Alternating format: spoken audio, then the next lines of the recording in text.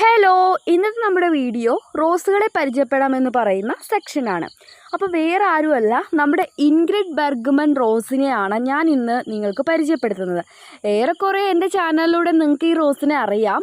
എങ്കിലും Ingrid Burgman കുറച്ച് സവിശേഷതയുള്ള റോസുകളാണ്. പിന്നെ അതിൻ്റെ ഒരു ചരിത്രമൊക്കെ നമുക്ക് മനസ്സിലാക്കണ്ടേ.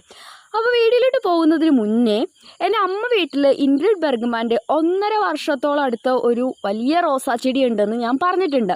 മിക്കപ്പോഴും സെയിൽ വീഡിയോയിലാണ് ഞാനത് പറഞ്ഞിട്ടുള്ളത്. ഒരുപാട് പേർക്ക് ഇത് കാണണം എന്ന് ആഗ്രഹമുണ്ട്. എൻ്റെ അടുത്തുനിന്ന് ഇൻഗ്രിഡ് ബെർഗ്മാൻ റോസ് വാങ്ങിച്ചവരും ആ പ്ലാൻ ഒന്ന് കാണിച്ചു തരണം, ഇൻഗ്രിഡ് ബെർഗ്മാനെക്കുറിച്ച് ഒരു വീഡിയോ ചെയ്യണം എന്നൊക്കെ പറഞ്ഞിട്ടുണ്ട്. അപ്പോൾ ഇതിൽ ഞാൻ ആ ഒരു റോസ് ട്രീ കാണിക്കുന്നുണ്ട്. എൻ്റെ വീട്ടിൽ ഇത്രയും നാളായിട്ട് വന്ന ഒരു പ്ലാന്റാണ്. അപ്പോൾ അതിൽ ആദ്യമൊക്കെ നമ്മളെപ്പോഴും ഹാർഡ് പ്രൂണിങ് ചെയ്യാറുണ്ട്. ചില സമയത്തൊക്കെ ഒരു ഇല പോലും ഉണ്ടാവാറില്ല അതിൽ. കാരണം ഒത്തിരി വേനലും മഴയും എല്ലാം കൊണ്ട് ഇത്രയും നാളുകളായിട്ട് നിൽക്കുന്നതാണ്. നിങ്ങൾക്കറിയാം, നല്ലൊരു വേനൽ വന്നു. ആ സമയത്തൊക്കെ ഒരുപാട് പ്രശ്നങ്ങൾ എൻ്റെ ഇൻഗ്രിഡ് ബെർഗ്മാൻ റോസ് അനുഭവിച്ചിട്ടുണ്ട് കേട്ടോ. അപ്പോൾ അതിന് ശേഷം ഹാർഡ് പ്രൂണിങ് ഒക്കെ കഴിഞ്ഞിട്ട് ഈ ഒരു കഴിഞ്ഞ മഴയത്ത്, ഇപ്പോഴും മഴ പെയ്യുന്നുണ്ട്, ആ ഒരു മഴയത്ത് നന്നായിട്ട് കിളിർത്ത് ഇലകളായി, നിറച്ച് ഇലകളായി പൂക്കളായിട്ട് റോസ് നിൽക്കുന്നുണ്ട്. അപ്പോൾ ആ ഒരു അവസ്ഥയിൽ റോസ് നിങ്ങൾക്കായിട്ട് കാണിച്ചു തരണം എന്ന് കരുതിയാണ് ഇത്ര നാളായിട്ട് ഞാൻ ആ ഒരു റോസിനെ നിങ്ങൾക്ക് മുന്നിൽ കൊണ്ടുവരാതിരുന്നത് കേട്ടോ. അപ്പോൾ നമുക്ക് ആദ്യം തന്നെ ഇൻഗ്രിഡ് ബെർഗ്മാൻ റോസിനെ കുറിച്ചുള്ള വിവരങ്ങളൊക്കെ പങ്കുവയ്ക്കാം. അതിനുശേഷം അമ്മ വീട്ടിലുള്ള റോസ് ഞാൻ കാണിച്ചു തരാം.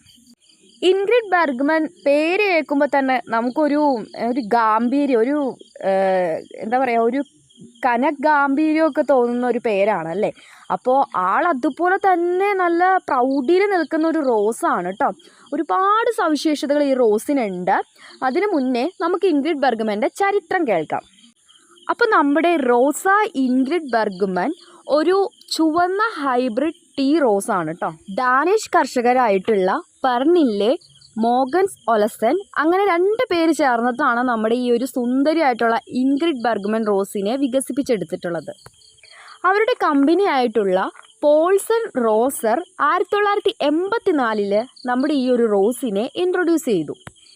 ഇത് റെഡ് ഹൈബ്രിഡ് ടീ ആയിട്ടുള്ള പ്രഷ്യസ് പ്ലാറ്റിനം, അതുപോലെ തന്നെ ഒരു അൺനോൺ ഐഡിയിലുള്ള ഒരു തൈയും കൂടി ചേർന്നിട്ടുള്ള ഒരു സങ്കര ഇനമാണ്.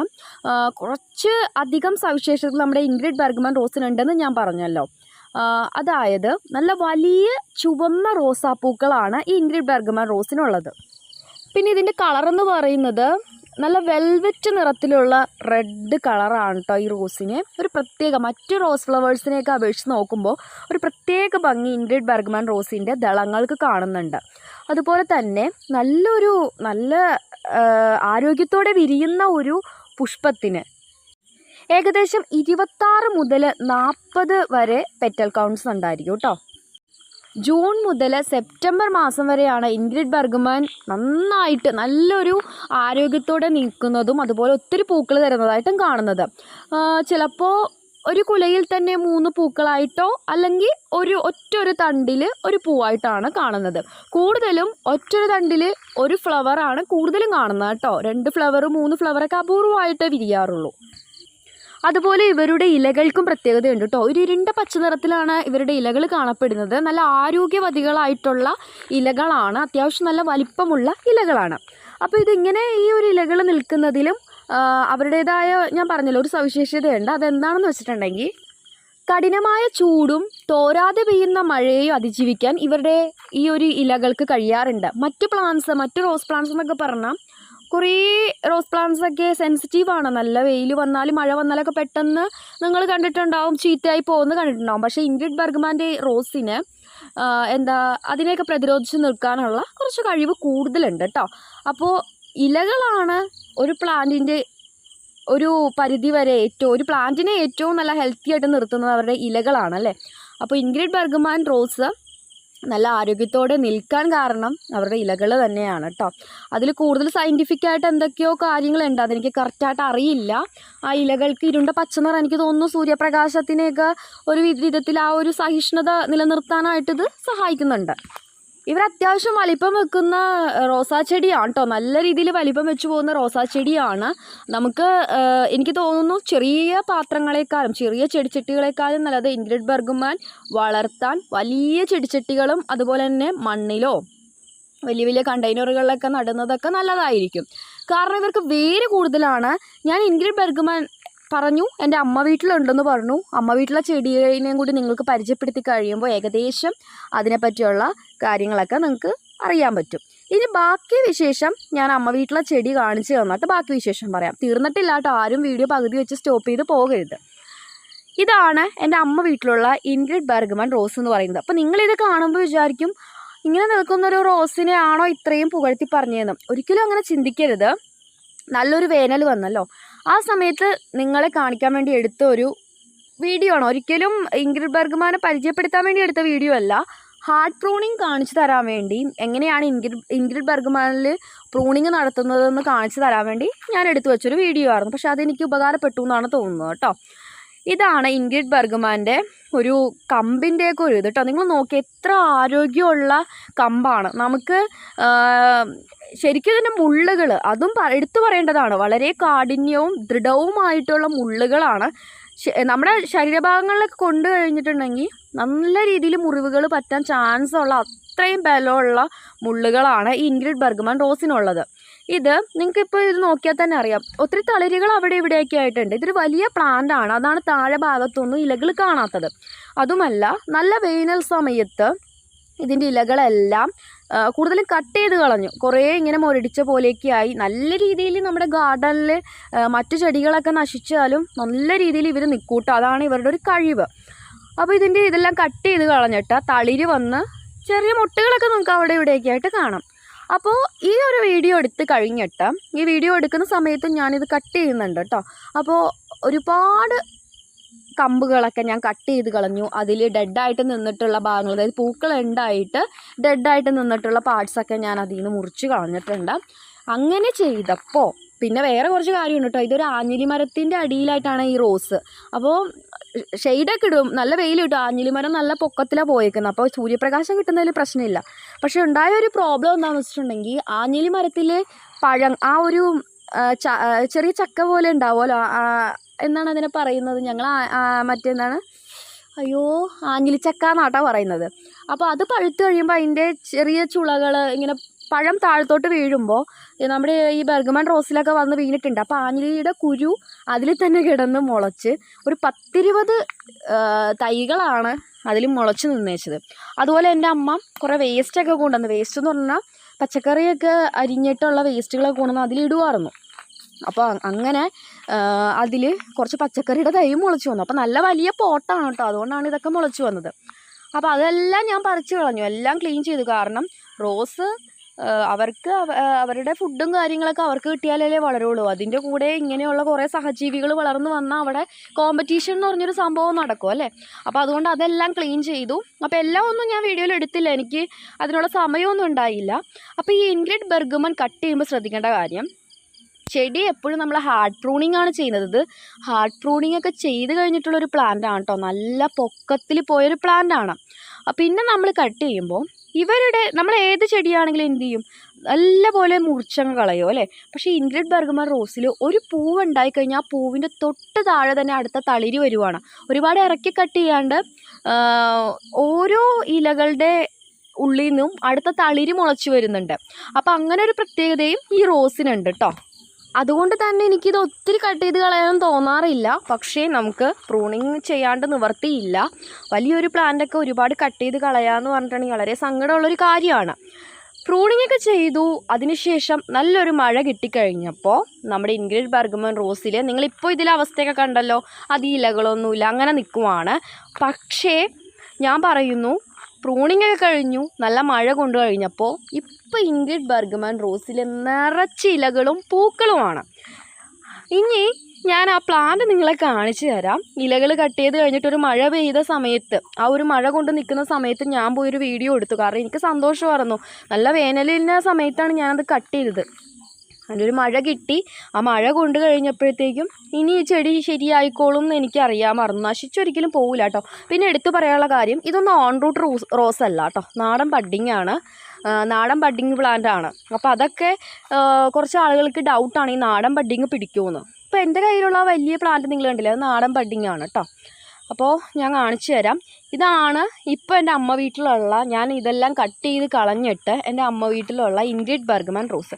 ഈ റോസ് നോക്കി വളർത്തുന്നത് എൻ്റെ അനിയത്തിയാണ് കേട്ടോ. ഞാൻ ഇടയ്ക്ക് വന്ന് ഇങ്ങനെയുള്ള കുറച്ച് പൊടിക്കൈകളൊക്കെ ചെയ്യും.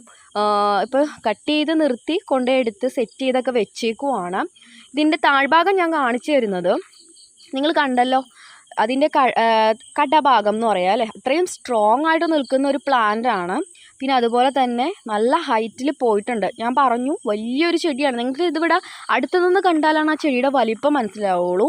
നല്ല ഹൈറ്റ്, എന്നേൽ ഹൈറ്റ് ഉണ്ട്. ഇത് അത്രയും ഹൈറ്റിൽ പോയിട്ട് പൂക്കളൊക്കെ ആയിട്ട് നിൽക്കുവാണ്.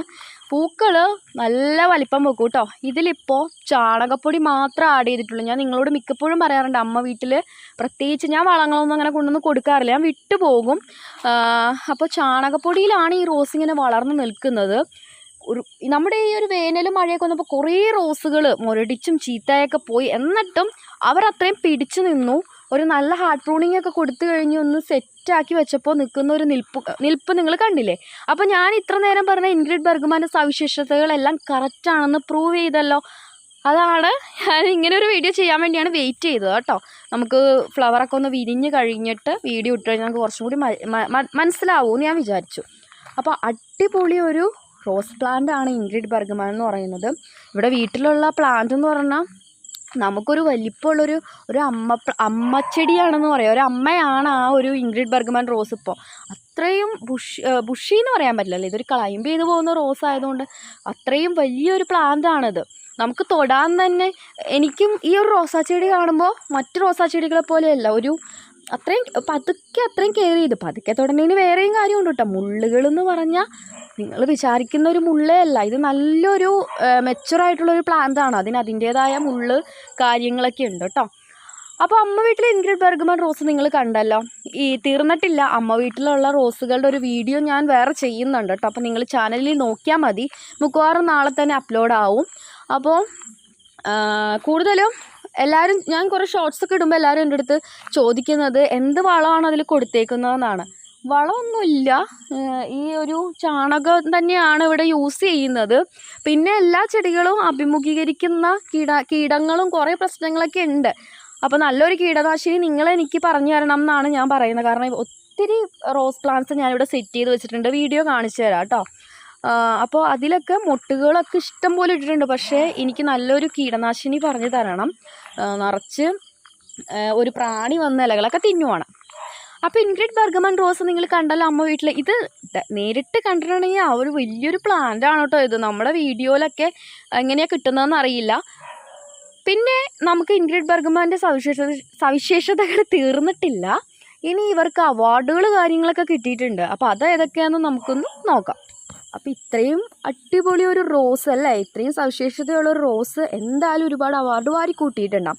നമുക്ക് അവാർഡ് ഏതൊക്കെയാണെന്ന് നോക്കാം. റോയൽ ഹോർട്ടിക്കൾച്ചർ സൊസൈറ്റിയുടെ ഓഫ് ഗാർഡൻ മെറിറ്റ് അവാർഡ് 1993 ഈ റോസ് സ്വന്തമാക്കിയിട്ടുണ്ട് കേട്ടോ. അതുപോലെ തന്നെ ബെൽഫാസ്റ്റ് 1985, കോപ്പൻഹേഗൻ 1986, മാഡ്രിഡ് എന്നിവിടങ്ങളിൽ നിന്ന് റോസ് മെഡലുകൾ കരസ്ഥമാക്കിയിട്ടുണ്ട്. അപ്പോൾ നമ്മളെ എല്ലാവരും ഞെട്ടിപ്പിച്ച് കളയുന്ന ഈ പേരെങ്ങനെയാണ് ഈ റോസിന് കിട്ടിയതെന്ന് അറിയണ്ടേ.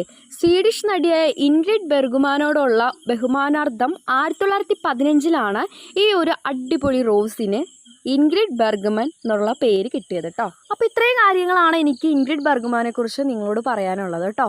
പിന്നെ ഈ ഒരു ഇപ്പോൾ നിങ്ങൾ സ്ക്രീനിൽ കാണുന്ന സൈസ് പ്ലാന്റ്സ് ആണ് നമുക്ക് വരാറുള്ളത്. വലിയ ട്രീ റോസൊക്കെ നേരത്തെ ആയിരുന്നു കേട്ടോ എത്തിക്കൊണ്ടിരുന്നത്. ഇപ്പോൾ എന്തോ ഒരു വരവ് കുറഞ്ഞിട്ടുണ്ട്. വലിയ ട്രീ റോസ് എന്ന് പറയുമ്പോൾ അത്രയും വലിപ്പമുള്ള പ്ലാന്റ്സ് കേട്ടോ. നമ്മുടെ ഗാർഡനിൽ നല്ല വലിപ്പമുള്ള പ്ലാന്റും നല്ല വെയിറ്റുള്ള പ്ലാന്റൊക്കെ ഇതിന് മുന്നേ അയച്ചിട്ടുണ്ട്. അപ്പോൾ അതൊക്കെ കാണണമെങ്കിൽ നിങ്ങൾ എൻ്റെ ചാനൽ ഏറ്റവും താഴത്തോട്ട് പോവുക കേട്ടോ. അതിൽ ആ ഒരു സമയത്ത് വീഡിയോസിലൊക്കെ ഒത്തിരി വലിപ്പമുള്ള പ്ലാന്റ്സാണ് അയച്ചിട്ടുള്ളത്.